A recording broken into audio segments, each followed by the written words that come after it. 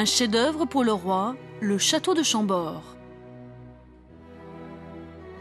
Le château de Chambord se situe au milieu d'un océan d'arbres, non loin de la rivière la Loire, dans le centre de la France.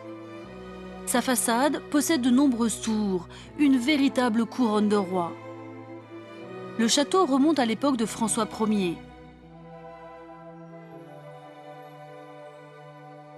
Les tours sont superbement décorées. Chacune d'elles est en fait une cheminée. Le château de Chambord n'a pas été construit comme un château fort, mais bien pour divertir la cour et montrer la puissance du roi. Peu de temps après son couronnement, il part pour l'Italie avec son armée. Ayant conquis Milan, il va faire la rencontre du maître de la Renaissance italienne, Léonard de Vinci, âgé alors de 64 ans. Le roi l'invite à venir vivre en France. À cette époque, François Ier vivait dans le château d'Amboise. Il va installer le maître à proximité, au Clos Lucé.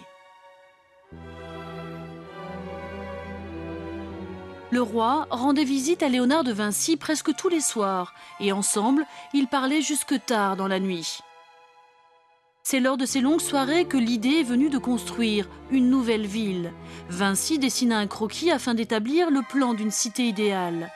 Les croquis des bâtiments sont dessinés dans des proportions très précises.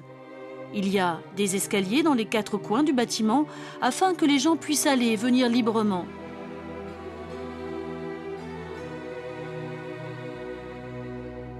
Vinci va mourir peu de temps après. Le roi se console de cette perte en chassant en forêt. François Ier va décider de construire un palais dans cette forêt à laquelle Vinci était très attaché. La pièce maîtresse de Chambord est cet escalier à double révolution. 2 escaliers en spirale s'entrecroisent tout en restant indépendants l'un de l'autre.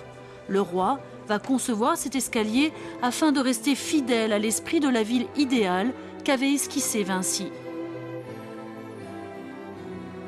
Le château de Chambord a été construit à partir du plan conçu par le maître italien et reste le chef-d'œuvre monumental de François Ier.